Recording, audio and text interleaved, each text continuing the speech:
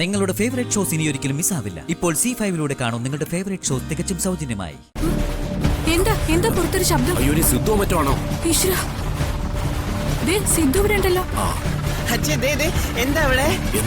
വാ പോയി നോക്കാം. വാ.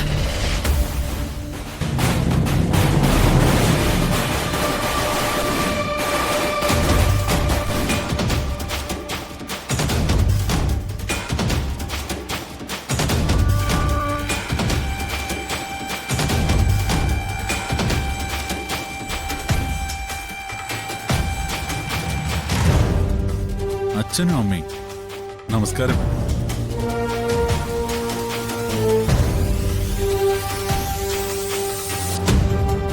അമ്മേ നമസ്കാരം. അച്ഛൻ ആരാ നിങ്ങൾ എന്തായി കാണിക്കുന്നത്? അത് അനുവാദം ഇല്ലാതെ വീടിന്റെ മുറ്റത്ത് കയറി വന്നിട്ട് തോന്നിയാസം കാണിക്കണം.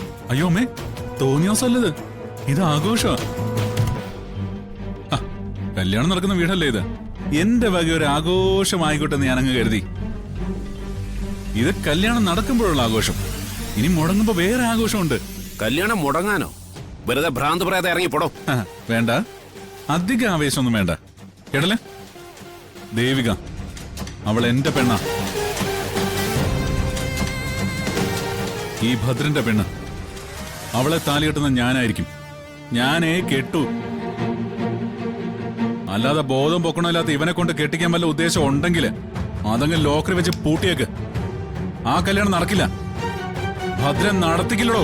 അതുകൊണ്ടേ നടക്കാത്ത കല്യാണത്തിന് വെറുതെ കച്ച കെട്ടി ഇറങ്ങാൻ നിൽക്കണ്ട.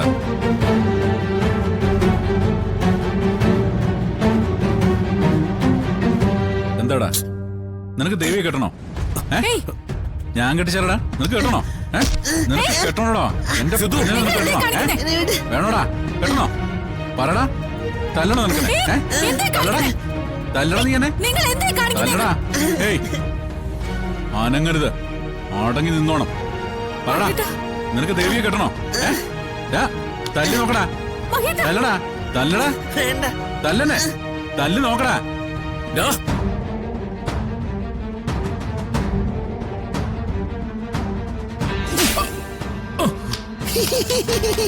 ഇറങ്ങിപ്പോടാ ഇവിടുന്ന്. ഇറങ്ങിപ്പോടാ.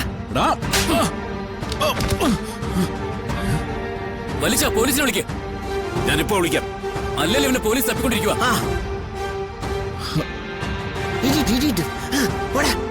ഇനി ഇവിടെ പണി പാടും. തൽക്കാലം പോയേക്കാം. പക്ഷേ ബോധമില്ലാത്തവനെ ഞാൻ വെറുതെ വിടില്ല. എഴുന്നേറ്റ് പോടാ.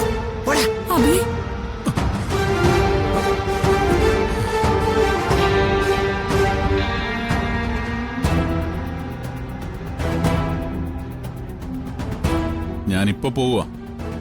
പറഞ്ഞ ഓർമ്മയുണ്ടല്ലോ, ദേവികയുമായിട്ടുള്ള കല്യാണാലോചന ഇവിടെ വെച്ച് നിർത്തിക്കോണം. ഇല്ലെങ്കിൽ താലികെട്ട ഇവ ഉണ്ടാവില്ല.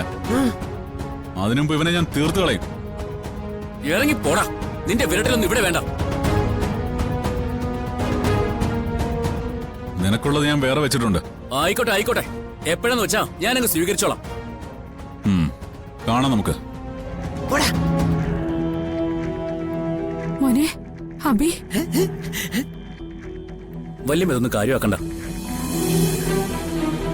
ഡൗൺലോഡ് ചെയ്യൂ C5 ആപ്പ്. കാണൂ എല്ലാ എപ്പിസോഡുകളും സൗജന്യമായി.